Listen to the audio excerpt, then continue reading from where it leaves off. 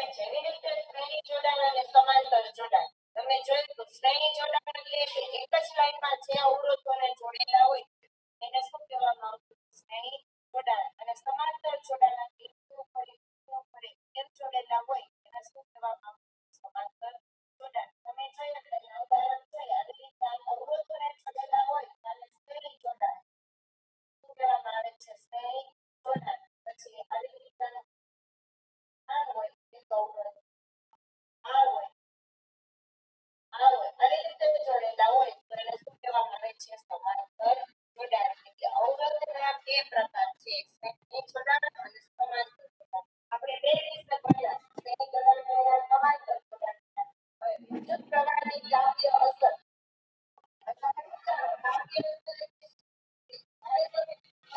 ચાલુ કરો છો પંખાને ચાલુ કરો પંખો ચાલુ હોય એટલે પછી તમે એને બંધ કરીને હટશો તો તમને ગરમ લાગે છે ગરમ એવી જ રીતે ઇસ્ત્રી છે એને તમે ચાલુ કરો તો ગરમ થાય છે ને તમારા કપડામાં ધૂળ હોય દૂર થાય છે મસ્ટર છે એમાં બધી વસ્તુ ગરમ થાય છે ઓવન છે ઓવનની અંદર ગરમ થાય છે આ બધા સાધનો છે એ વિદ્યુત પ્રવાહની તાપ્ય અસરની જે કામ કરે છે જેમાંથી ગરમી ઉત્પન્ન થાય એને શું કહેવામાં આવે છે વિદ્યુત પ્રવાહની તાપ્ય અસર તો વિદ્યુત પ્રવાહની તાપ્ય અસર આપણે જાણીએ છીએ કે બેટરી અથવા કોષ બેટરી અથવા તો કોષ આવી રીતે આપણે સિમ્બોલ છે કાને બેટરી કહેવાય અથવા તો શું કહેવાય કોષ કહેવાય એટલે આપણી ગુજરાતી ભાષામાં આપણે એને સેલ કહીએ વિદ્યુત ઉર્જાનું પ્રાપ્તિ સ્થાન છે હવે અમે એક શ્રેણી જોડાણ બને ખાલી સમજવા આપણે બેટરીનો ઉપયોગ કરીએ છીએ એમાં એક બલ્બ છે આ એક સાદો એવો પરિપથ બનાવ્યો તો આ જે છે તે બેટરી જે અથવા તો એને કોષ કહેવાય અથવા તો સેલ કહીએ એ પ્રાપ્તિ સ્થાન છે વિદ્યુત પ્રવાહ ક્યાંથી નીકળે છે આ પ્રાપ્તિ સ્થાન બેટરી અથવા તો કોષમાંથી ઉત્પન્ન થાય છે કોષમાં થતી રાસાયણિક પ્રક્રિયા હવે આની અંદર રાસાયણિક પ્રક્રિયા થાય જે તમે છઠ્ઠા સાતમા એમ હતા ત્યારે ભણવામાં આવતું કે આની અંદર રાસાયણિક પ્રક્રિયા થાય એટલે એમાં તમે આને ક્યારે સેલ નાખી છો ને કે ગમે ત્યારે હજી અત્યારે પણ તમે સેલને તોડો ને એમાં કાળો કાર્બન પછી કેટલાઓ સળીઓ નીકળે છે એ સળીઓ હોય એ ગ્રેફાઇટ નો હોય તેનો હોય છે ગ્રેફાઇટ નો અને જે કાળો ભાગ હોય એ કાર્બન હોય છે ગ્રેફાઇટ અને કાર્બન વચ્ચે રાસાયણિક પ્રક્રિયા થાય એટલે એમાં વિદ્યુત ઉત્પન્ન થાય છે તો ઉત્પન્ન થાય છે વિદ્યુત એટલે કે કોષમાં થતી રાસાયણિક પ્રક્રિયા તેના બે છેડા વચ્ચે વિદ્યુત ઉત્પન્ન કરે હવે આવો સ્કેલ હોય આવો સેલ હોય એક બાજુ અહીંયા પ્લસ લખેલું હોય અહીંયા માઇનસ લખેલું આ સેલ છે અથવા આને કોષ કહેવાય અથવા બેટરી કહેવાય હવે આ બે છે તેના વચ્ચે વિદ્યુત સ્થિતિમાનનો તફાવત ઉત્પન્ન થાય ધન અને ઋણ બે છેડાઓ છે શું છે તો એક બાજુ ધન છે એક બાજુ ઋણ છે બે છેડાઓ વચ્ચે શું ઉત્પન્ન થાય છે વિદ્યુત સ્થિતિમાનનો તફાવત ઉત્પન્ન થાય છે જે બેટરી સાથે જોડેલ કોઈ અવરોધ કે અવરોધોના તંત્રમાં વિદ્યુત પ્રવાહ વહન લાવવા માટે ઇલેક્ટ્રોનને ગતિ કરાવવામાં આવે આમાંથી જે કોઈ પણ પદાર્થમાં વિદ્યુત પ્રવાહ ઉત્પન્ન કરવા માટે ઇલેક્ટ્રોન ગતિ કરે ક્યાં ગતિ કરે તો કે ધન હવે અહીંથી વિદ્યુત પ્રવાહ ઉત્પન્ન થાય છે એટલે ઇલેક્ટ્રોન ગતિ કરતા હોય કોણ ગતિ કરતું હોય છે ઇલેક્ટ્રોન ગતિ કરતા હોય ક્યાંથી ધન છે આ ઋણ છે ધનથી ઋણ એમ ઇલેક્ટ્રોન પ્રવાહ છે એ ગતિ કરે છે કોણ ગતિ કરે ઇલેક્ટ્રોન તમે જોયું જુદી જુદી કક્ષાઓમાં ગોઠવાયેલા હોય છે ઇલેક્ટ્રોન છે એ ગતિ કરે છે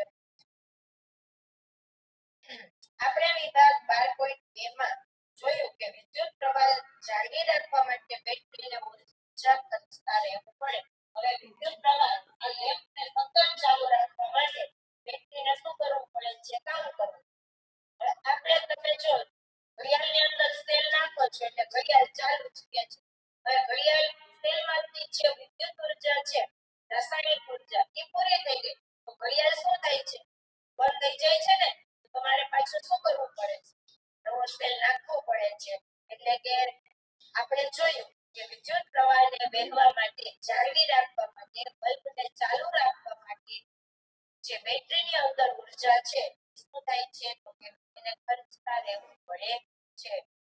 આ ઉર્જા ક્યાં જાય છે વિદ્યુત પ્રવાહ જાળવી રાખવા માટે ખર્ચ થતી ઉર્જામાંથી અમુક ભાગ ઉપયોગી કાર્ય કરવા જેમ કે વિદ્યુત પંખાના પાંખિયા ફેરવવા માટે વપરાય છે પંખાને ફેરવવો હોય તો આપણે સ્વિચને ચાલુ કરીએ છીએ પંખાના પાંખિયાને ફેરવવા માટે એને ઉર્જા આપવી ઉર્જા નો આપો વિદ્યુત પ્રવાહ નો આપો તે પંખાના પાંખિયા ફરતા નથી એટલે એને ખર્ચાવવું પડે વિદ્યુત પ્રવાહની ઉર્જાને શું થવું પડે છે ખર્ચાવવું પડે ખર્ચાય ત્યારે આના પાંખિયા છે પાંખિયા ફરે છે પ્રાપ્તિ સ્થાનની બાકીની ઉર્જા ઉપકરણનું તાપમાન વધારવા માટે ઉષ્મા ઉત્પન્ન કરવામાં વપરાય છે જે વધારાની ઉર્જા હોય તાપમાન ઉત્પન્ન કરે છે અને જેટલી ઉર્જાની જરૂર હતી એટલે ઉર્જા એ પંખાએ લઈ લીધી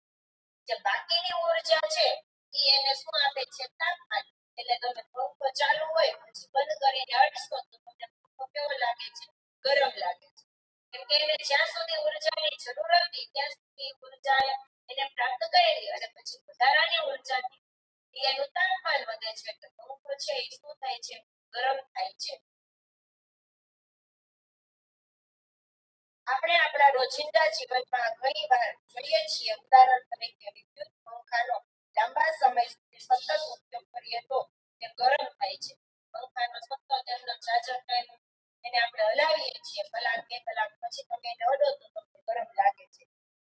પછી આનાથી વિપરીત જો વિદ્યુત પરિપથ માત્ર અવરોધીય હોય એટલે કે માત્ર અવરોધોનું જોડાણ જ બેટરી સાથે કરેલ હોય તો પ્રાપ્તિ સ્થાનની ઉર્જા સતત ઉષ્મા રૂપે જ વ્યય થાય છે હવે ઉદાહરણ તરીકે અહીંયા મેં બલ્બ નથી તો સમજ બલ્બ નથી માત્ર ખાલી અવરોધ માટે છે અવરોધ જ છે ખાલી અવરોધ માટે જોડેલું છે એની સાથે કોઈ ઉપકરણ જોડેલું નથી અહીંયા વિદ્યુત પ્રવાહ છે કોષ છે બેટરી સાથે માત્ર અવરોધ જ જોડેલો છે કોઈ પણ જોડેલી નથી ત્યારે માત્ર ઉર્જાનો વ્યય જ થાય ઉર્જાનો વ્યય એ ઉર્જા ઉપયોગમાં લેવાતી નથી હવે અહીંયા અવરોધમાં તો કોઈ જોડાણ જ નથી ખાલી અવરોધ જ છે જોડેલો તો પછી એનો ઉર્જાનો ક્યાંય ઉપયોગ ન થતો ઉર્જાનો શું થાય છે વ્યય થાય છે એટલે કે ઉષ્મા રૂપે ગરમી રૂપે એની ઉર્જા છે એનો વ્યય થઈ જાય એ ઉર્જાનો આપણે ઉપયોગ લઈ શકતા નથી ઉદાહરણ તરીકે છે એને ગરમ કરીએ તો ઉર્જા ઉત્પન્ન કરે છે ઉર્જાનો આપણે ઉપયોગ કરીએ છીએ વ્યય કરીએ છીએ નથી કરતા પંખો ચાલુ છે એ ગરમી આપે છે ગરમ થઈ જાય છે ગરમી આપે છે પણ એ ગરમીનો આપણે ઉપયોગ નથી કરતા ઉર્જા એટલે ગરમી એ ગરમીનો આપણે ઉપયોગ કરી શકીએ છીએ નથી કરી શકતા માત્ર એના પવનનો જ આપણે ઉપયોગ કરીએ છીએ એટલે કે અમુક જો અવરોધો જોડેલા હોય તો ઉર્જાનો માત્ર વ્યય જ થાય છે એ ઉર્જાનો આપણે ઉપયોગ કરતા નથી એ ગરમીનો આપણે ઉપયોગ કરી શકતા નથી આને વિદ્યુત પ્રવાહની તાપીય અસર કહેવાય એટલે કે જે અવરોધો જોડેલું છે આ અવરોધોમાં ઉર્જા માત્ર વ્યય જ આવે છે એનો ઉપયોગ નથી કરી શકતા જો ઉદાહરણ તરીકે બેટને અહીંયા અવરોધની જગ્યાએ બલ્બ જોડેલો હોય આવી રીતે આ બલ્બ જોડેલો હોય તો આ ઉર્જાનો ઉપયોગ થાય તો ઉર્જાનો વ્યય ન થયો કહેવાય તો ઉર્જાનો શું થયો કહેવાય ઉપયોગ થયો કહેવાય પણ અહીંયા બલ્બની જગ્યાએ જોડેલો છે અવરોધ જોડેલો છે આ ઉર્જાનો વ્યય થાય વ્યય એટલે કે વપરાઈ જાય ખર્ચાઈ જાય એનો આપણે સંગ્રહ નથી કરી હવાની અંદર અદ્રશ્ય થઈ જાય પંખો છે એટલો ઉપર જાય છે તમને ગરમ લાગે છે ઉષ્માનો તમે ક્યાં ઉપયોગ કરો છો નથી કરતા તો એને શું કહેવામાં આવે અસર જે ઉર્જાનો વ્યય થાય છે એને શું કહેવામાં આવે છે પ્રવાહની તાપીય અસર આ અસરનો ઉપયોગ વિદ્યુત હીટર વગેરેમાં થાય એટલે કે આની અંદર માત્ર અવરોધો જોડેલા હોય છે પછી હીટર એટલે પાણી ગરમ કરવા તમે જે મૂકો છો એમાં પાણી મૂકો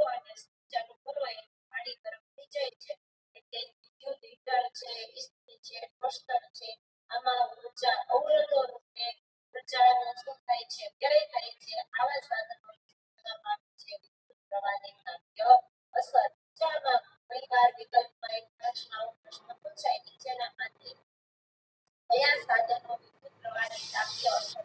કામ કરે અથવા વિદ્યુત પ્રવાહની નાખ્ય અસર હેઠળ કામ કરતા સાધનોનો યાદ રાખો આ બધે છે ઉર્જા ઉત્પન્ન થાય એને શું કહેવામાં આવે છે વિદ્યુત પ્રવાહની નાખ્ય અસર ધારો કે અવરોધ R માંથી વિદ્યુત પ્રવાહ I પસાર થાય અવરોધ R ધારવાનું છે આ અવરોધ R હવે અહીંથી વિદ્યુત પ્રવાહ I છે આમ થાય વિદ્યુત પ્રવાહ એટલે કે ધારો કે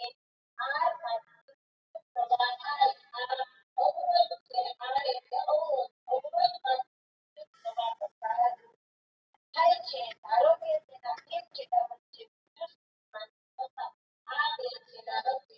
શું ઉત્પન્ન થાય છે વિદ્યુત સ્થિતિમાન તફાવત V છે ધારો કે તે એક સમયમાં કોઈ પણ સમયમાં એક સમયમાં એક સમય એટલે એક સેકન્ડ બે સેકન્ડ થાય છે એટલા સમયમાં એ સમયમાં શું વિદ્યુતભાર પસાર થાય તો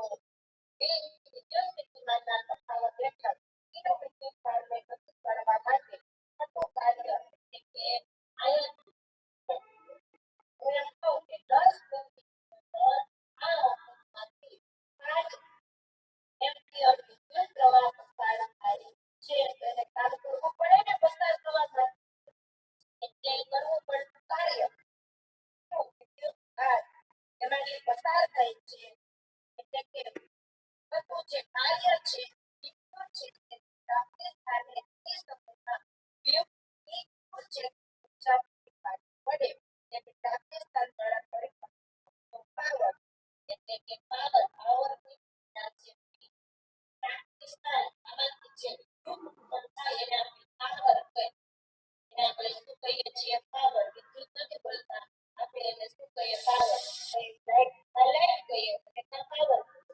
હમણાં મેં કે લાઈટ ગઈ છે આપણે કઈ લાઈટ ગઈ લોકો શું કે પાવર ગયો એટલે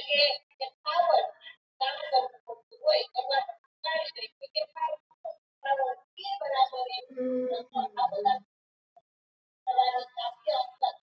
દાખલો પૂછાય તો એ બરાબર એ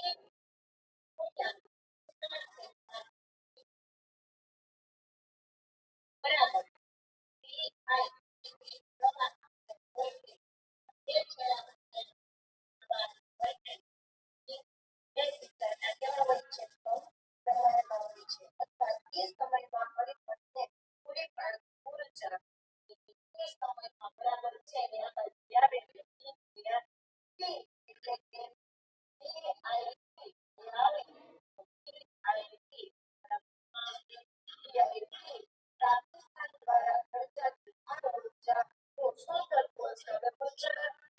અહીંથી ઉર્જા પ્રાપ્તિ સ્થાન છે આમાંથી જ્યારે ઉર્જા ઉત્પન્ન થાય છે આ ઉર્જા ખર્ચાઈ જાય છે એનો વ્યય થઈ જાય છે એ ઉર્જાનો ઉપયોગ થતો નથી આ ઉર્જા અવરોધ અથવા ઉષ્મા રૂપે વિખેરણ પામે છે એટલે કે અહીંયા અવરોધોની અંદર વિખેરણ પામી જાય ઉષ્મા રૂપે અદ્રશ્ય થઈ જાય એની થતી નથી એ પ્રવાહ I માટે તે સમયમાં ઉત્પન્ન થતી ઉષ્મા એટલે કે હીટ ઉર્જાની સંખ્યા છે કે ઉર્જા છે કે એને શું કહેવાય બરાબર વિદ્યુત પ્રવાહ અને તે છેડા વચ્ચે તફાવત ઉર્જા બરાબર ઓહમના નિયમ પ્રમાણે લાગુ પડતા આપણે એટલે કે ઓહમનો નિયમ હતો ઓહમના નિયમ પ્રમાણે સર્જાતી ઉર્જા એ અને સર્જાતી ઉર્જા એ બરાબર I પર R T હવે આમાંથી તમારે એક આ સૂત્ર અને આ બે સૂત્ર વધારે યાદ રાખવાના વધારે પડતા એ બે સૂત્રના જ તમને પરીક્ષામાં દાખલા એવું કંઈ પૂછાતું હોય છે દાખલો તો એકાદ આવે છે આ પાઠ્યક્રમમાંથી સમાંતર જોડાણો આવે નહીં જોડાણો આવે તમારી સાથે અસર કરો. આપણે જૂનો તાપ્ય નિયમ કહે છે. આને શું કહેવામાં આવે છે? જૂનો તાપ્ય નિયમ. તો ખાસ યાદ રાખજો આ સમીકરણને જૂનો તાપ્ય નિયમ સમીકરણ લખવું એમ કે જૂનો તાપ્ય નિયમનું સમીકરણ તેનું સમીકરણ છે H બરાબર I પર R T એટલે કે વિદ્યુત પ્રવાહ છે અવરોધમાંથી એકમ સમયમાં પસાર થતો વિદ્યુત પ્રવાહ. આ નિયમ પરથી સ્પષ્ટ છે કે અવરોધમાં ઉત્પન્ન થતી ઉષ્મા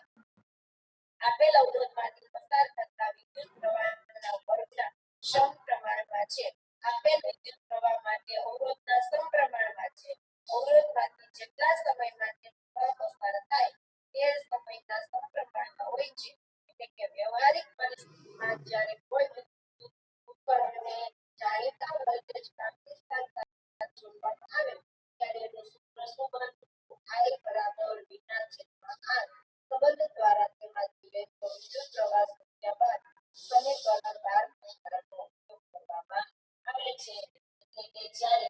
આવી રીતે આપેલું છે તમારે આ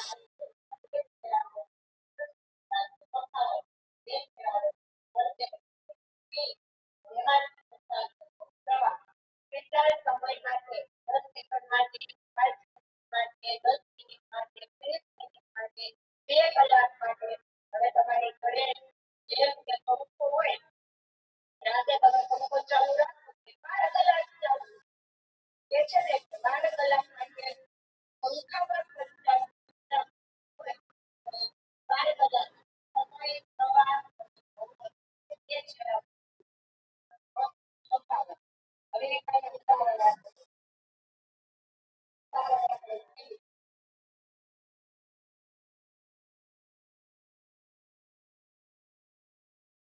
એક વિદ્યુત એસી મહત્તમ દરથી ગરમ થઈ છે. અહીંયા એક ઉદાહરણ આપેલું છે 12.10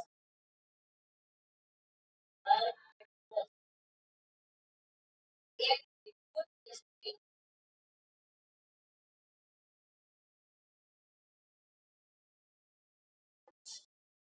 મહત્તમ દરથી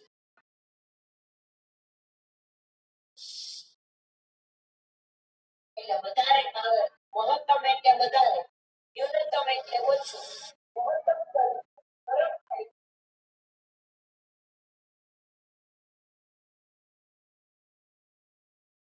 ત્યારે 840 વર્ષના ડબલ દરથી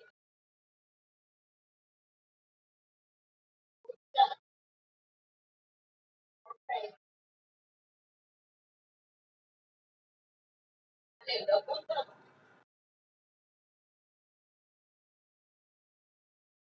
ચલ આ મહત્તમ એટલે વધારે દર લઘુત્તમ એટલે ઓછા દર લઘુત્તમ દરથી ગરમ થાય છે ત્યારે 360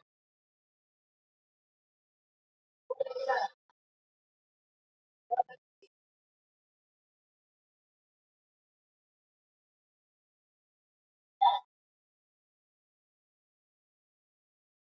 આપણે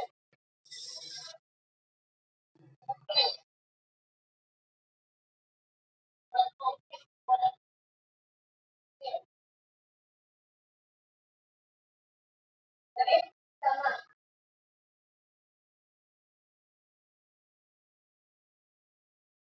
દરેક કિસ્સામાં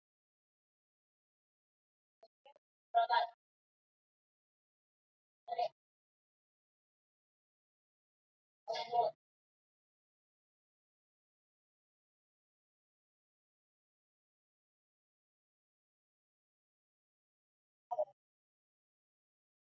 હવે જો તમે રકમ જ જુઓ એક વિદ્યુત ઇસ્ત્રી તો છે અહીંયા બે લીધા છે. એક વિદ્યુત ઇસ્ત્રી છે એટલે મહત્તમ દરથી ગરમ થાય એટલે વધારે ઊર્જા પછીના ગરમ થાય મહત્તમ દરથી એટલે વધારે ઊર્જા પછીને ગરમ થાય ત્યારે એની આશરે 40 વર્ષના ઝડપથી ગરમ થાય કેટલી ઊર્જા વાપરે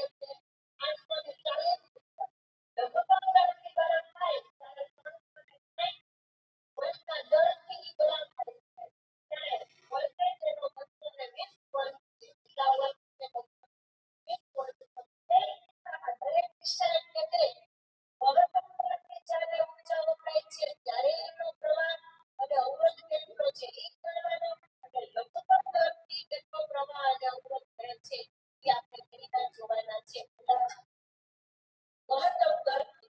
કેટલા તો કે મહત્તમ દરથી મહત્તમ દર ક્યાં જોઈએ મહત્તમ દર જ્યારે ઊર્જા વપરાય છે એ જોઈએ તો કે આપણે એના વિદ્યુત પ્રવાહ અને બીજું શું ગોતવાનું છે અવરોધ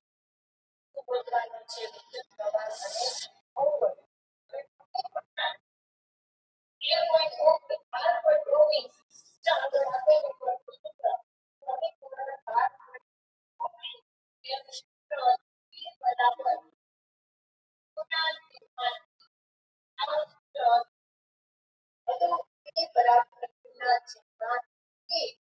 અથવા તો બરાબર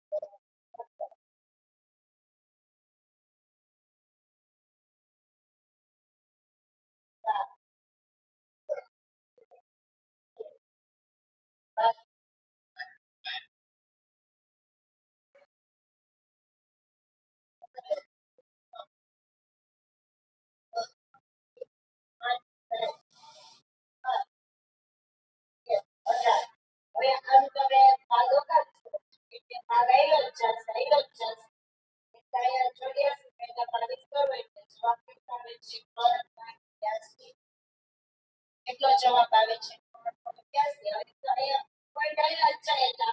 પછી નાખીએ આપણે લઈએ તો કેટલો જવાબ આવે છે બરાબર કેટલો મળે છે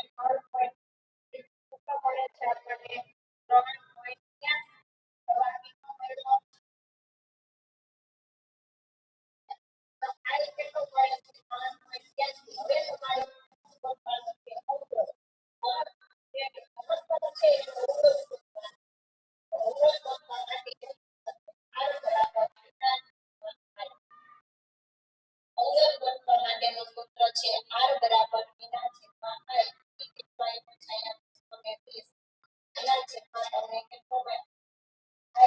પહેલો છે 381 381 અને પરિણામ કેટલો છે ક્યાં વૈદન થાય હવે આપણે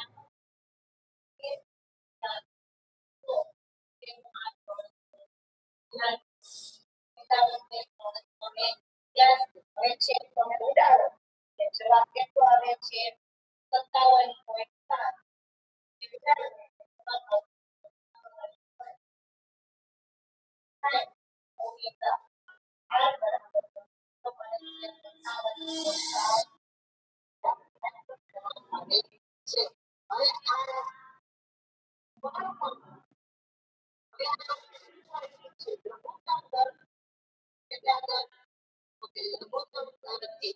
લઘુત્તમ દરથી જ્યારે હોય ત્યારે તેની જવાબને જોઈએ ત્યારે એનો ખૂબ જ મહત્વ છે આઈ વચ્ચે અને આઈ વત્તા બે અવરોધ વચ્ચે લઘુત્તમ દર જ્યારે છે ત્યારે લઘુત્તમ દર પેલા સૂત્ર મૂકીએ તો આઈ બરાબર બી આવું સૂત્ર આવે છે હવે સી કેટલા આપ્યો છે તમને ખબર પડે નહીં સી કેટલા આપ્યો છે હવે યાદ કરી બીજા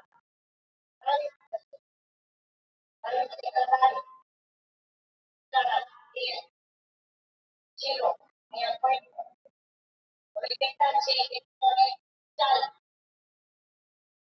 પાંચ ને પાંચ અપાય છે પાંચ અપાય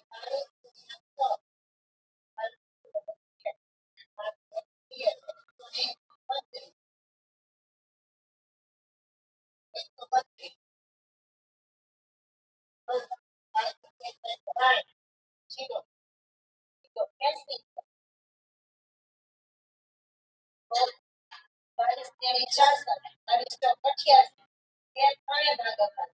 એટલે કેટલા વધશે 66 ઉડાડીએ 7 10 4 1 જવાબ કેટલા આપણે કોઈ પણ ગયા એક પણ આઈ બરાબર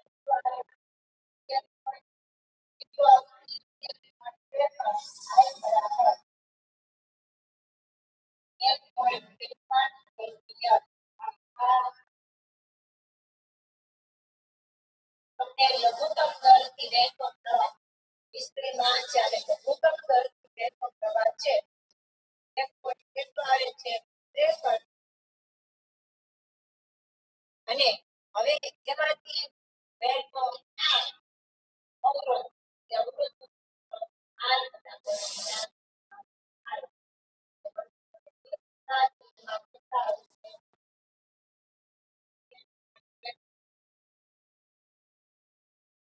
પોઈન્ટ પછીનો ત્રીજો આંકડો જો 5 થી મોટો હોય અહીંયા આપણે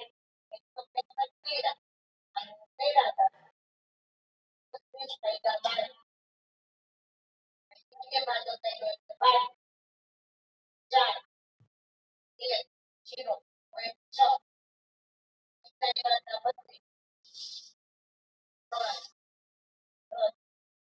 અહીંયા 8 0 3 એક 10 અને 4 5 5 6 છે 2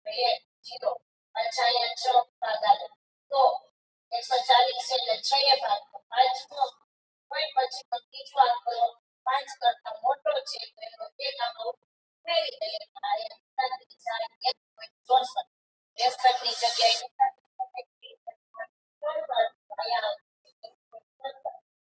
અહીંયા આપણે કેટલા લખીએ 1.55 પોઈન્ટ કાઢો તો છેદનો છે ક્યાં વયો જાય અંશ ક્યાં વયો જાય છે છેદનો છે અંશમાં વયો જાય એટલે કે ચાલો ભાગાકાર કરો કેટલા વયો જાય છે અંશમાં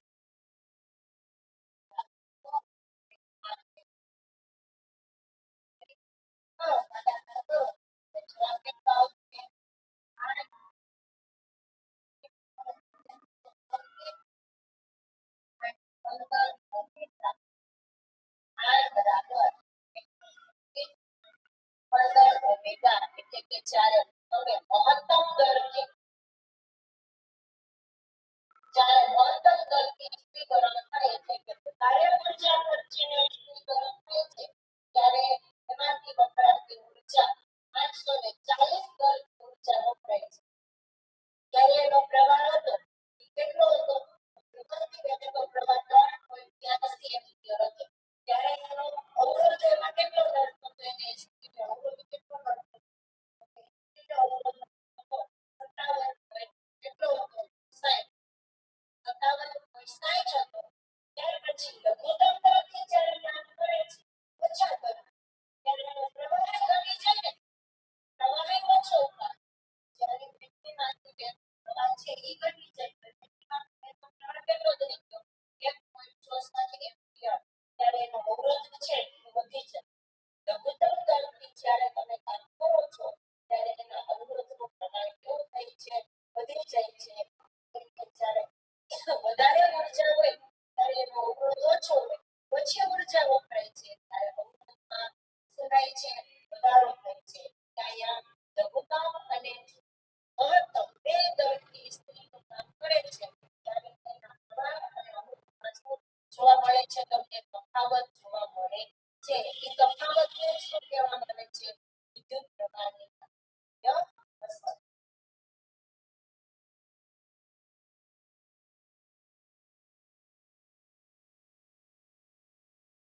હવે એના પછીનું આ ચોપડીનું જ ઉદાહરણ હતું હવે એના પછીનું એક ઉદાહરણ છે